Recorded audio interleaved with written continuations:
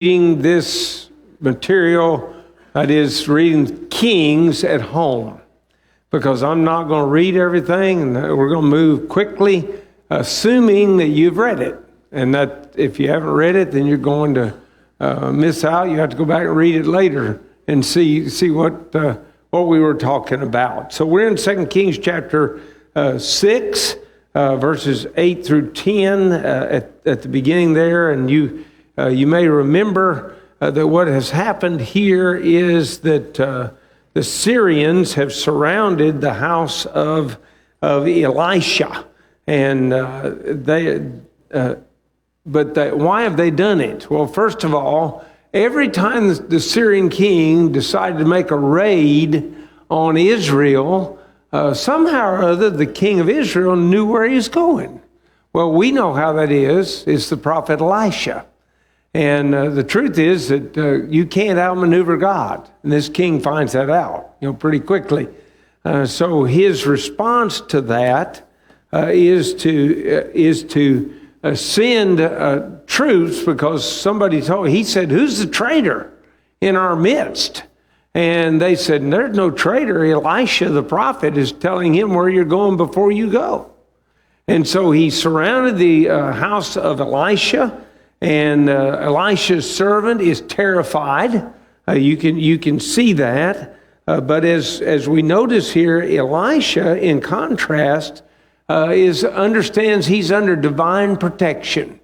And so he asks the Lord to open the eyes of the servant, and the servant sees a massive angelic army that is also surrounding them. And so the fear is gone. Now, significantly, after God opens the eyes of the servant so that he can see the angelic army or the angelic warriors, then Elisha prays to God and asks that the whole Syrian army be blinded.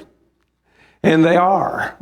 And then Elisha comes out to them, and he tells them, this is not who you're seeking. Let me take you to the one you're seeking. Which, of course, ultimately, that'd be the king of Israel, because they want to defeat Israel. So he basically leads all these blind troops to the city of Samaria and marches them right in. And then God opens their eyes, and they realize, we're in the enemy city. We're in Samaria. And, of course, the king of Israel, who lives at Samaria, wants to know, should I kill them? Can I kill them? And basically, Elisha says, that's not what you do to captives. He said, feed them. They're your captives. And they feed them, and those fellows go home. And really, for the near-term future, they don't attack anymore. So an interesting, powerful miracle that goes on there. Unfortunately, they are eventually besieged in Samaria. And when they are, you notice what happens. Food becomes so scarce that even a donkey's head, which, by the way, under the Mosaic law was unclean. You're not even supposed to eat a donkey to begin with. But a donkey's head became high-value food. And along with that, dove droppings also became high-value food. They paid a lot of money to get either one of those, to get any kind of sustenance. And in addition to that, mothers then were driven to slaughtering their own children and eating them. Not a pretty sight, not something that we probably want to dwell on. But if you study the warnings that God gave about violating the covenant, if you look at Leviticus 26 and Deuteronomy 28, the passages that I've given you, you'll note that that's exactly what God said was going to happen. That when you violate the covenant, you're going to reach a point. I'm going to let people come in on you, and they're going to deal with you, and it's going to be so bad that these kind of things are going to happen? Well, the king, of course, blames, guess who? I mean, who do you blame for all your troubles if you're not very religious? Well, you blame God. That's the easy answer. You blame God for it. And that's what he does. And his response then to blaming God was, then let's kill Elisha. Kill the messenger. You can't kill God, but kill the messenger. And so he sends a messenger to Elisha, perhaps to kill him himself, but then the king immediately follows. And maybe he's going to kill him. I'm not going to give you an absolute there on that. And when he comes, Elisha's already been told by God what's getting ready to happen. He has them shut the door and keep the messenger from carrying out his duty. And then when the king comes, what does he say to the king? He says, by this time tomorrow, food's going to be cheap. Well, you can just about imagine that the soldier, the text says, who leaned on the hand of the king. I'm going to remind you that the imagery, we saw that with Naaman. And the idea is that's a euphemism. In other words, it's a simple way of describing this is the soldier who's provided whatever the king wanted. He's his right-hand man, we'd say. So that soldier is skeptical, to say the very least. And Elisha then turns to him and says, you will see it with your eyes, but you will not get to participate in it. You're not going to get to eat. Well, that's kind of a cryptic description, and we may wonder about it, but it's that the text is going to unfold in just that way. Then, interestingly enough, we turn to 4 lepers. And I do want to slow down long enough to look at the lepers real quick. They're in 2 Kings chapter 7, beginning verse 3. Now there were 4 leprous men at the entrance of the gate, and they said to one another, why are we sitting here until we die? If we say we will enter the city, the famine is in the city, and we shall die there. If we sit here, we die also. Now therefore come, let us surrender to the army of the Syrians. If they keep us alive, we shall live. If they kill us, we will only die. Well, that's actually pretty good reasoning. There really are 3 alternatives. They lay them all out. They can either die outside of Samaria because they're isolated due to their leprosy. They can try to get into the city, but everybody in the city is about to die anyway. Or they can go to the Syrians and basically throw themselves on the mercy of the enemy army. And they choose to do the latter, of course. And when they do, they come to the camp of the Syrians and they find it abandoned. And the word abandoned is probably not even thorough enough. What has happened is that God has caused the Syrian army, by the way, also called Aram. You've heard of the Arameans? These are the Arameans, the Syrians here. The Syrian army in the night heard the sound of a great chariot force coming up against them. And they ran. They just, and as they ran, they dropped stuff all down the road. Just, you can almost see them. I got to run faster, and they're just throwing off stuff as they rip down the road, and head back for home. So what do the lepers do? Well, the first thing they do is they sit down for a meal. Nobody's had a meal lately, so they eat. I think we probably would respond in much the same way if we were in that situation.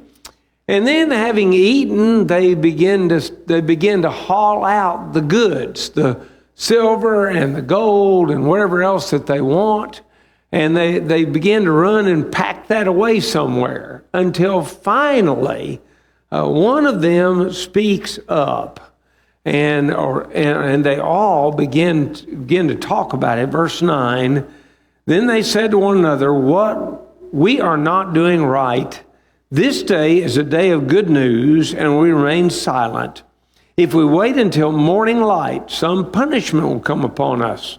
Now therefore come, let's go and tell the king's household." Now, brethren, don't you think that they capture the reality, the spiritual reality that we're in today? That we have a bountiful feast, a feast of the Word of God. That we know the truth about salvation, it is ours, and we're feasting in a certain sense at the Lord's table. But if we only feast and we keep all the treasures, and there are treasures in the church, the blessings, all the blessings God gives, if we keep those to ourselves, we're not doing something good, are we? We've got as much obligation to realize today's the day of good news. We need to go tell the good news. Spread that news wherever we can. And so, that's what they do. The king is skeptical. I mean, what he comes up with is this. You know what they've done? The Syrian army has left the camp and made it look like it's abandoned. And they've pulled back and they've surrounded it. And when we come in there, they're going to get us. That's what the king thinks. And so finally, the folks around him persuade him, and basically they say, we're going to die if we stay like this. Let somebody go and investigate. And so they do. And what do they discover? Not just the camp abandoned, but they find all that military equipment, thrown off on the side of the road. And word comes back then to the king and all the people in the city. And guess what they do? What would you do if you're starved to death and the shells are all empty? And by the way, that minute long, since that was true sometimes, seemed like. What would you do if you heard, hey, the store on the corner up here has got a big supply of food? What would everybody do if you were starved to death? Well, I expect everybody to head for the gate, out the back doors, and there'd be a line of people going right up Sidewell Road, wouldn't there? And that store probably wouldn't hold everybody. Well, what would happen in the process? Well, what happened here? That soldier that questioned whether this could happen, he saw the plenty, but the crowd, as they pushed out, trampled him to death. He died. So again, Elisha's prophecy came true. Let's go a little bit further. In chapter 8, you're going to discover that the Shunammite woman, we remember her, who Elisha had warned of the impending 7-year famine, now returns, and she asks the king to restore her land. But the servant of Elisha, and we're going to assume it's still Gehazi. Now, he's a leper, so maybe it's not Gehazi, but that's the only servant of Elisha I know. So I'm using Gehazi for that explanation. And he is talking to the king at that very moment when she comes in. And what are they talking about? Well, the king is questioning about all the great things that Elisha has done. And among other things, of course, Gehazi tells about the Shunammite woman and her son that she gave birth to because of Elisha and God, of course. And then the resurrection of the son, which we've all studied that together. And lo and behold, the woman comes in and Gehazi says, look, here she is. And so the king basically says, what is it you need? And she says, I need my land restored to me because I fled because of famine, and somebody took over the land while she's gone. And so the king sends one of his men, and what does he do? Gives her the land back, and says you owe her for all 7 years she's gone. All the produce that came off that land belongs to her. And so that we have that story that is there. Elisha, for the first time, as far as I know, in the biblical record, goes to a foreign city, particularly to a foreign capital. He goes to Damascus in chapter 8, verses 7 and 8. And Ben-Hadad, who is ill, sent Hazael to Elisha to learn if he will live. Hazael went with a present and inquired of Elisha, who said, the king will recover, but he's going to die. Another one of those cryptic, pronouncements that you wonder about until you find Hazael, and he stares at Elisha, and maybe that he just dumbfounded. He's going to survive the illness, but he's going to die. And it's then that Elisha bursts into tears. And he wants to know why. And Elisha says, God has caused me to see all that you're going to do to the people of Israel, all the terrible things you're going to do to God's people. How you're going to hurt the children and the mothers with child, and of course Hazael at this point he doesn't think he's capable of all that, and so basically he goes back as denying that that's a possibility. But when he gets back, what does he do? Well, he wets a sheet and takes it into the sleeping Ben-Hadad, and he presses that sheet down over his nose real tight until he chokes to death. He strangles him, in a sense of the word. And thus Hazael becomes the new king of the Syrians at that time. All right, the text now jumps over to Judah. And you got to remember, we're going to go back and forth. We've been doing that all the way through. Jehoram reigned 8 years in Jerusalem. He has a name that's similar to an Israelite king, and that's partly of interest because this is his brother-in-law, because Jehoram married the daughter of Ahab, one of the daughters of Ahab. So you can already anticipate what kind of wicked woman she is. It does not say Jezebel's daughter, which is interesting. He probably had others. And if you followed the whole text, you probably arrive at that same conclusion. According to 2 Chronicles chapter 21, verses 2 through 4, and possibly at the prompting of his wife, Athaliah, Joram, also known as Jehoram, murdered all his rivals, including his 6 brothers. Now, the kingdom was not taken away from Judah because of the promise which the Lord had made to David. Edom and Libnah, though, successfully revolted during this time, so now they don't get the income from there. You can imagine they're going to increase taxes in Israel. In 2 Chronicles 21 reports that Elijah sent him a letter saying the Lord would smite the people, his wives, his children, his possessions with a plague, and he would die of a sickness of the bowels. Now you might say, whoa, wait, Elijah's dead. That's true. The letter was sent before Elijah died. So that's where this comes from. Elijah sent this message. And what happens? Well, according to 2 Chronicles 21, 18 to 20, the Lord struck him with a disease of the bowels, and he died in great pain. And I want you to look at the end of that verse. That verse, every year when Teresa and I read that, I am struck by that verse every time.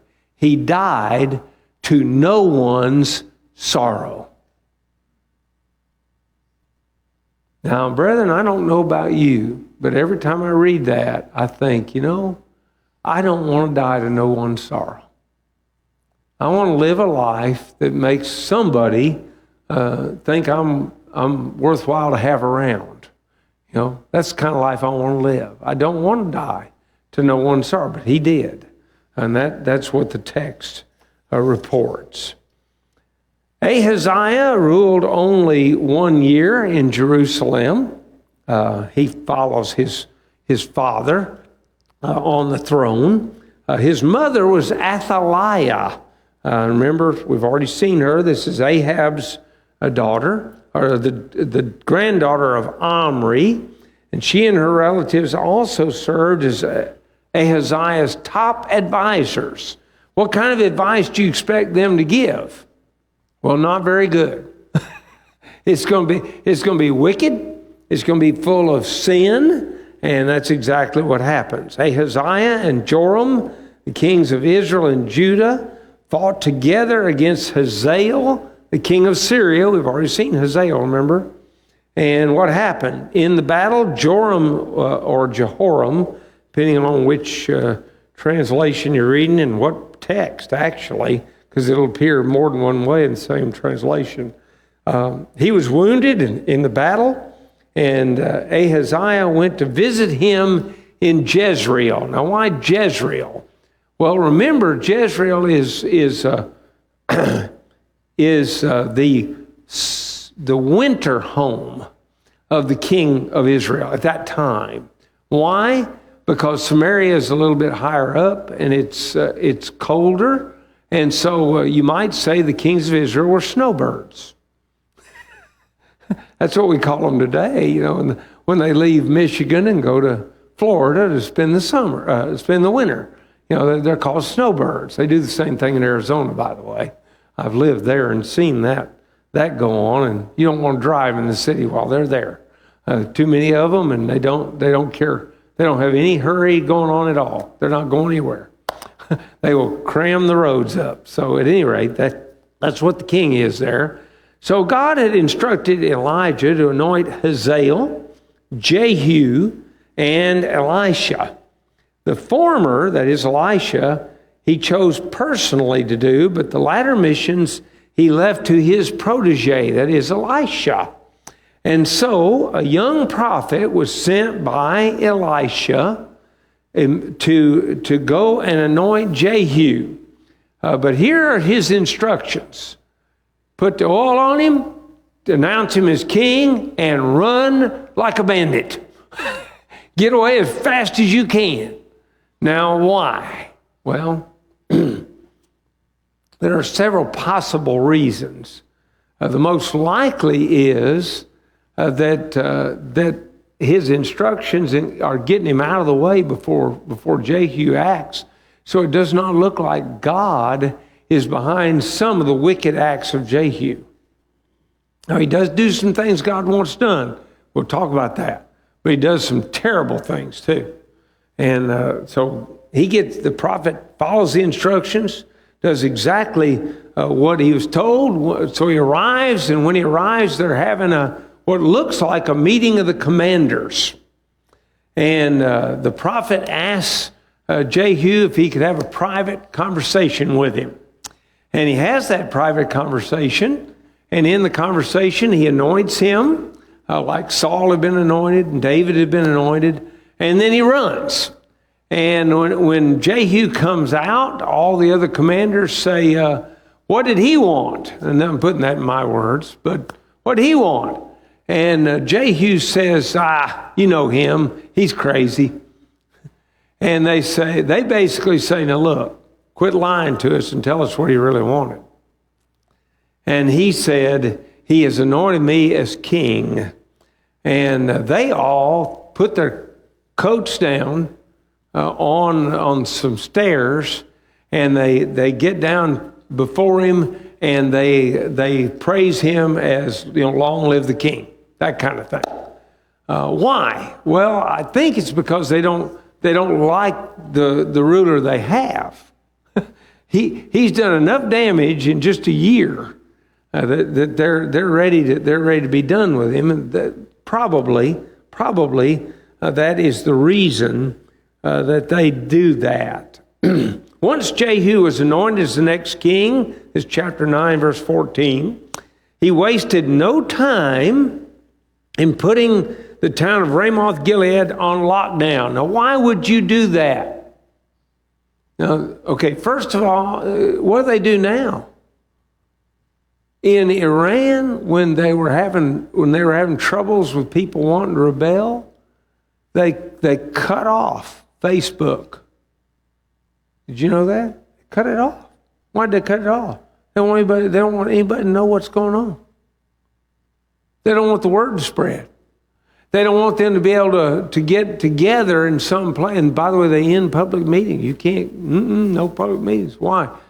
Don't want somebody to assemble a force and come up against them. Guess why he locks down Ramoth Gilead? Same reason. Only they don't have Facebook, and they don't have Twitter, and they don't have cell phones. So if he locks it down and doesn't let anybody out, then they can't go tell anybody. Meanwhile, Jehu gets in his chariot and heads off 44 miles away to go to Jezreel, where we remember the king is recovering. As he is coming along, the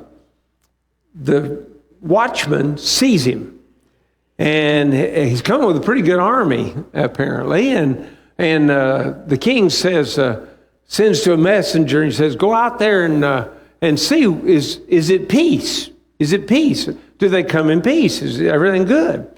And the messenger rushes out to them, and he says, "Is it peace?" That's what he says to Jehu. And Jehu says, basically, "What have you got to do with peace? Join me." And he does. Well, here comes a second messenger from the king. And the second messenger does the same thing. "Is it peace?" And he says, "What do you got to do with peace?" And he turns around and joins Jehu to fight on his side. Well, finally, the king goes out. And remember, he's got another king with him. Kings of Judah and Israel are together at this moment. And so he goes out and he asks, "Is it peace?" And Jehu says, effectively, "What do you anti-peace people have to do with peace?" Because the reality is, during the entire time that Ahab or any of his family were in charge of Israel, it was full of nothing but trouble and turmoil. They were not peaceful. They'd never brought peace to the land. And Jehu is challenging him, and of course, you know what happens next in reference to that. Jehu, in the midst of this battle that ensues, shoots him through the heart and dumped his body in Naboth's vineyard. Do you remember anything about Naboth's vineyard? Wasn't there a promise made to Ahab that your kin are going to be dumped in that very place, and the dogs are going to lick their blood? Well, guess what? They rinsed out the chariot. All the blood of the king went rolling down into Naboth's vineyard, and guess what the dogs did? They lapped it up.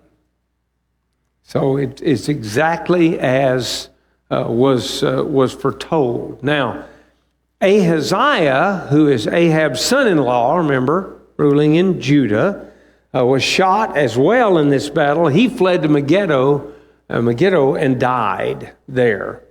By the way, Megiddo, you've heard of Megiddo.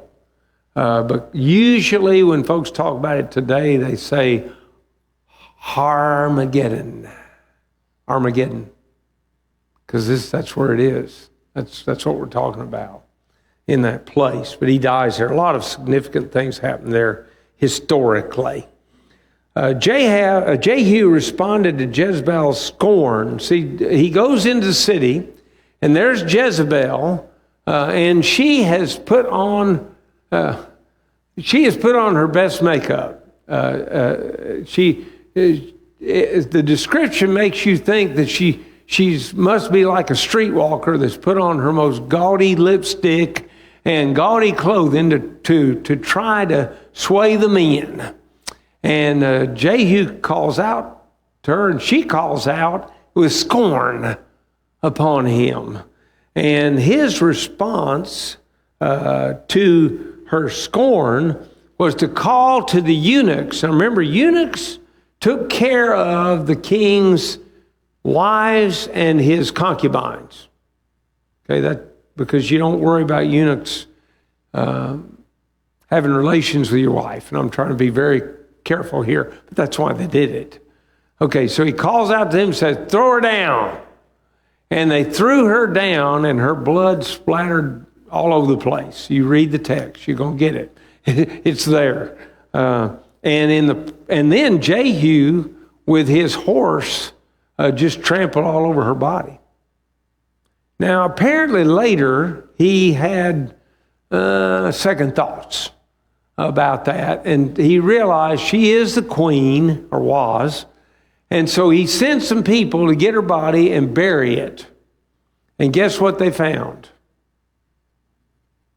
Not much. Not much. The palms of her hands, and I think her soles of her feet, and her skull. That's it. What happened to the rest of her? Well, do you remember what Elijah said was going to happen to the rest of her? The dogs ate her. That's it. That's what happened to her. The dogs ate her. And I want to remind you, in the Old Testament, dogs are not man's best friend. You don't invite them up into bed with you, they'll eat you. Just simply put. So that's exactly what happened. She is eaten by the dogs.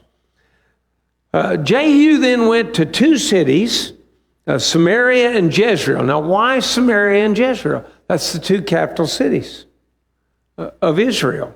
Samaria is the one in the more mountainous region. Jezreel is in a valley. And so he sends word to those two places, and he says, you pick a fella to be your king and send him out to fight. And he said that to both cities, and guess what their response is? No, we're good. we're on your side. They already know a little bit about Jehu. They figured him out. And so, no, we're good. You want to rule us? You got it, boy. And he says, okay. That being the case, here's what I want you to do. I want you to kill the 70 sons of the king. And they chop their heads off. And he lays all those heads in a big pile. And he proceeds to tell them, I am guilty of killing the king. But who did all this stuff? And he basically says, we're one people. And so they unite as a nation, oddly enough, around the deaths of a king and his sons. And then Jehu killed all of Ahab's close associates after that. Verse 18, Jehu assembled the worshipers of Baal. Boy, you talk about an interesting thing. He seems to project himself as a worshiper of Baal. He says, everybody worships Baal. Come to the temple of Baal. Come on. Don't let any Jehovah worshipers come. And so they all get on their best worship clothing, whatever that was. It was particularly designed to worship Baal. And they all just cram themselves. You can almost see this house filled, or this meeting house filled like people packing sardines in a can. It's just full. And they say, now, and then Jehu says, now look around. Make sure nobody that worships Jehovah is in here. And they do. They check it out. Nobody's there. And meanwhile, Jehu has posted 80 men outside. And he looks at those men and he says, if anybody escapes, whoever lets him escape is going to die. So what do? When the worshipers come out, they slaughter them. And they bust up the temple and desecrate it, very thoroughly. And that ends Baal worship. Now, sadly, it doesn't end the worship that was started by a man named Jeroboam. That continues.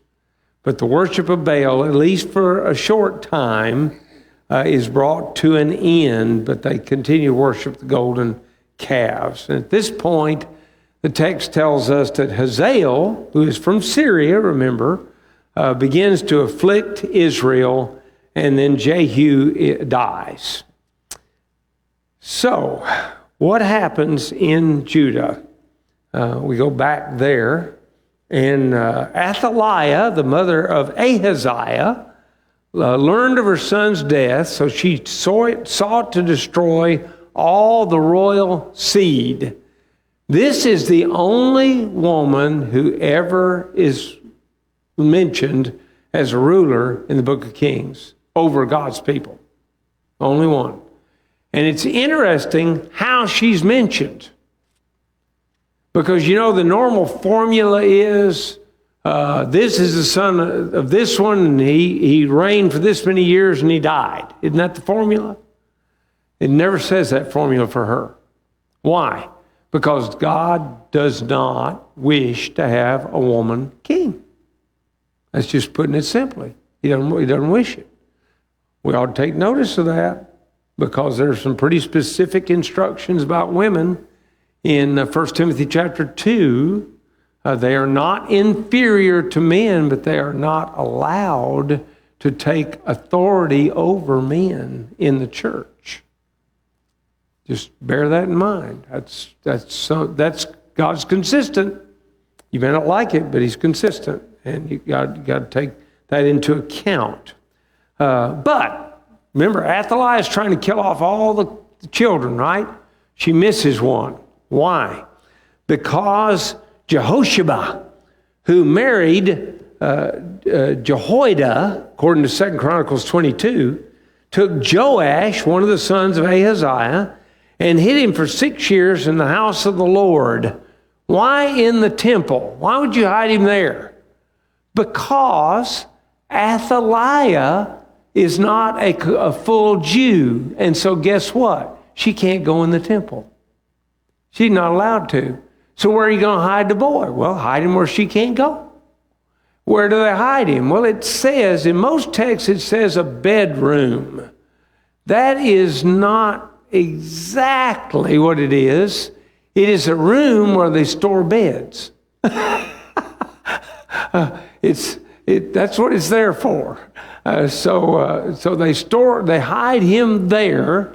And how long does he stay there? Well, the text is going to let us know. He stays 6 years in that place with them taking care of him.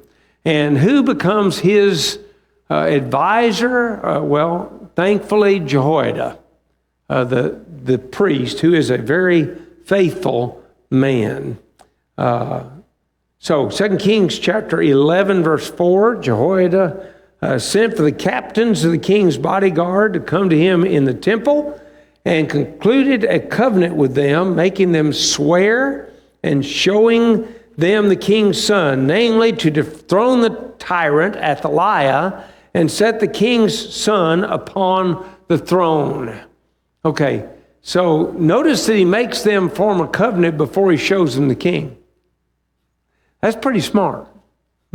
Let's make sure all these fellows are on our side before we reveal what we have here. We got the king. We got this young man who's 7 years old, and we're going to make him king, but not unless everybody agrees with us.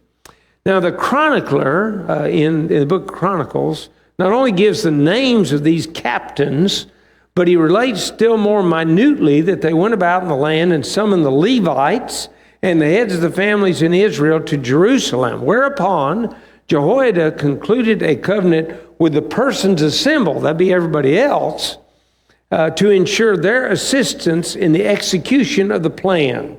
Well, Jehoiada arranged that on the designated Sabbath at the changing of the guard. I love it when I make a mistake that makes me laugh. So in your papers, any of you that have papers, I fixed it on this PowerPoint. But those of you that have papers, it says at the hanging of the guard. No. Not the hanging, the changing. Just add one C, you fix the whole thing. But Gary typing fast, so that's what you end up with. Okay, at the changing of the guard, all would remain on duty and comprise an impenetrable wall of protection around Joash as he was anointed, crowned, and proclaimed. He was to be placed beside the pillar at the eastern gate, which was the usual place from which kings addressed the people. That's according to Holcroft. The plan was carried out, and they clapped their hands and declared, "Long live the king." Well, Athaliah, who really is the treasonous one. Remember, she killed all the sons of the king but one. Who's the real treasonous person? Athaliah.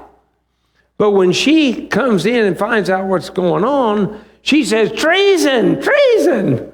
But Jehoiada had the troops bring Athaliah out of the temple, take her to the gate, and then execute her there. The people again pledge their loyalty to God. It's interesting to watch Israel because they'll pledge loyalty and they'll immediately fall away. And they'll pledge loyalty and they'll fall away again. It's a lot like the cycle in the book of Judges that you see there. The people then killed Mattan, the priest of Baal. They destroyed the temple and the images of Baal. Jehoash, who is also known as Joash, was 7 years old when he began to reign over Judah. Thus he was 1 year old when he was hidden. We know that just simple math. Joash was a good king, being instructed by Jehoiada, but still allowed the worship of Jehovah in the high places. The temple needed repair in part because the sons of Athaliah had taken the dedicated things to the temple of Baal, and that's according to 2 Chronicles 24. Joash provided special offering receptacle, a chest with a hole bored in it, in the lid, specifically for the building fund. These funds went directly to pay the workers rather than for costly worship accessories. These workers included masons, carpenters, and workers in iron and bronze. Later, however, because there was a surplus, some of the funds were used for temple furnishings. All right, 2 Chronicles 24 tells us Jehoiada died at 130 years old. Why does that matter? Because who kept Joash in the right spot? Jehoiada. And when Jehoiada dies, all of a sudden Joash becomes something different, unfortunately, than what he had been. The ruling remnant of Athaliah's subversions quickly persuaded Joash to restore Baalism, an apostasy that brought God's wrath against Judah. As always, true prophets raised their voices in protest, but to no avail. In fact, Joash responded by murdering Jehoiada's son Zechariah in the temple court. Now here's what I want you to consider. Jesus references a prophet that is killed and his blood's put in the temple. His blood's in the temple. Could this be the man? And I'd say, well, it seems to match up. That's all. And notice the word I used, very careful. Seems. I didn't say it does, but it does seem to match up at that particular place. Hazael put Jerusalem in his sights, but Joash paid him off by raiding the temple and the royal treasuries, though not before the Arameans clobbered a superior force of Judah's troops in battle. Now, here's the sad fact. Joash had rebuilt the temple, had refurbished it, put all these things in there, and as soon as he gets in trouble, what does he do? He gives all the stuff that he put in the temple to get this Hazael to go away. Now, why did he not just pray to God? I'm going to propose to you that if Jehoiada had been alive, he probably would have prayed to God, but God, he's not alive. And so this is the way that it goes down.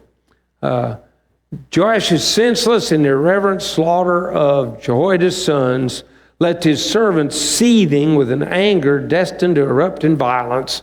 They assassinated the corrupt king in the fortress of the Milo. His son Amaziah became the next king. Jehoahaz, Jehu's son, was Israel's next king.